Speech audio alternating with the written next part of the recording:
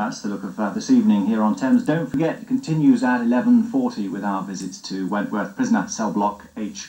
Right now, with the time at 28 minutes to 6, we join Phil Roman at ITN for the morning news.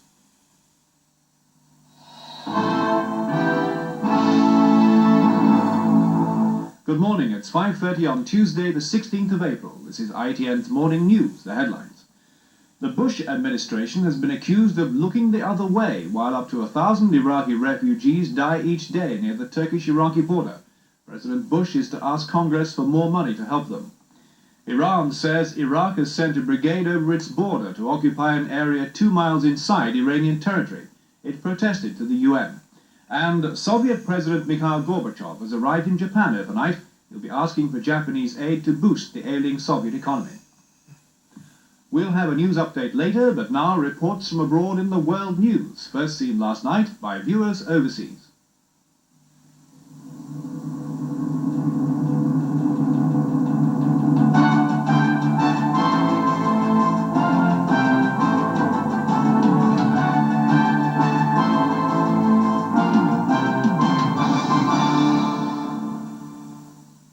Hello and welcome to the ITN World News. I'm Alister Stewart.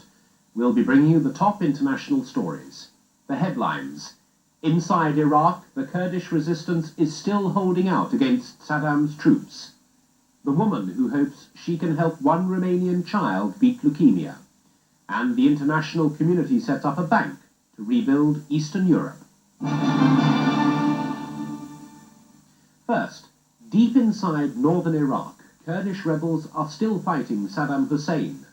After Iranian border guards broke down Iraqi roadblocks to let them through, ITN's Peter Sharp and his camera team drove to a Kurdish camp 120 kilometers inside Iraq, where 20,000 armed Kurds are facing the Iraqi army.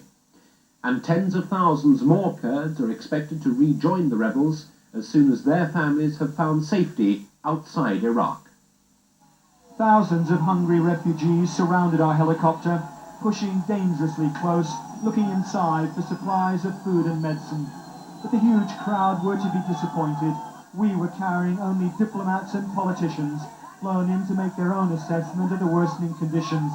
The sheer scale of this exodus long ago surpassed Iran's ability to deal with the disaster.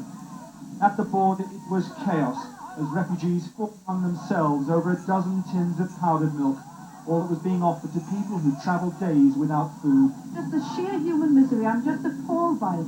And appalled that after 10 days, the international community hasn't responded better than this. I was talking to the governor a few moments ago, and he was telling me that in all this time only 5 plane loads of food and equipment has come. Is that the best the world community can do? Many of the border roads had been sealed off by the authorities to restrict the flow of refugees. But with the help of the Iranian army, we literally bulldozed our way into Iraq. We travelled 75 miles inside Iraq, looking to link up with the Kurdish forces protecting the flanks of the fleeing refugees. There was a stillness as we passed through what was once the bustling town of Penjween, just one of some 4,000 settlements levelled by the Iraqi army in 1985. It's home now for thousands of refugees who burrowed into the very foundations of the ruined buildings. The rebel headquarters is a hilltop fortress west of Sulaymaniyah. The rebels claim to have 20,000 men under arms in northeastern Iraq. But tens of thousands more are expected to join soon once they've settled their families across the border. Their leader is Jalal Talabani, greeting the first British politician to enter northern Iraq. Very welcome. Thank you very much. Well, it's a changed circumstances. Yes. As she arrived, Iraqi artillery was shelling rebel hilltop positions overlooking Sulaymaniyah. Now the area, this is the, look to this bombs, this kind of cloud. The rebels say these weapons were captured along with 3 platoons of Iraqi soldiers in a Kurdish attack over the weekend. Although the fighting has intensified here, the Kurds concede that the military option will not achieve their goal of an autonomous Kurdistan. For that, they'll need the support of the West. And after the events of the last few weeks, that's something the Kurds can no longer rely on. Peter Sharp, ITN, with Kurdish forces inside northern Iraq. Turkey has allowed a further 20,000 Kurdish refugees to cross the border from Iraq. But as the Kurds made their way down the mountainsides, thousands more were heading for the area to replace them. ITN's Andrew Simmons has been inside Iraqi Kurdistan and joined the refugees as they made their way to the Turkish border. Rewa is 10 months old. Like all the babies here in the mountains, she has sickness and diarrhea. But unlike most, she is being examined by a doctor, the only one we have seen in 6 days of walking. The Turkish army officer can do little though. He says he has run out of drugs and can offer only junior aspirin and advice to try and bring Rewa out of the fatal stages of dehydration. She may die if there is no help, there is no aid, there is no drug. She may die. Mother and baby left the army camp at Hakan Tapi, intent on the long walk to Shukurja. What can I do? I have to seek help, said the mother.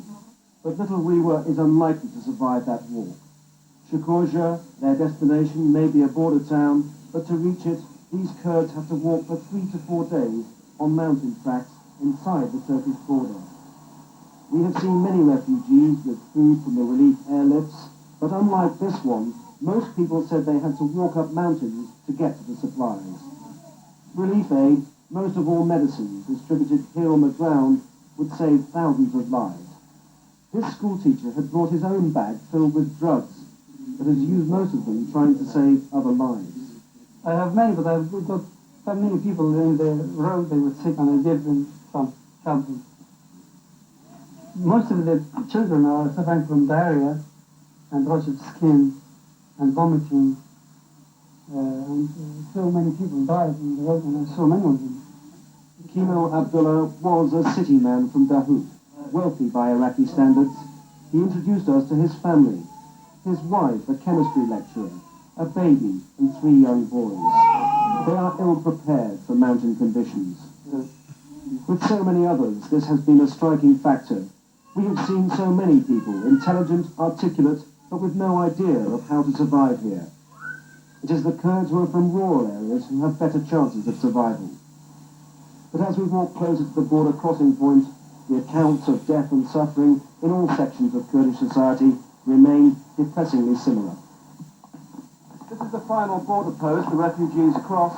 Ahead of them, Turkey, and what they hope is a safe refuge. They have no idea what the future holds. And inside Iraq, it's the same picture as everywhere else. All the refugees believe it's got to get better. Sadly, their faith appears to be ill-founded. Andrew Simmons, ITN, Northern Iraq. Britain is going to send another 6 transport helicopters to help get supplies through to the refugees.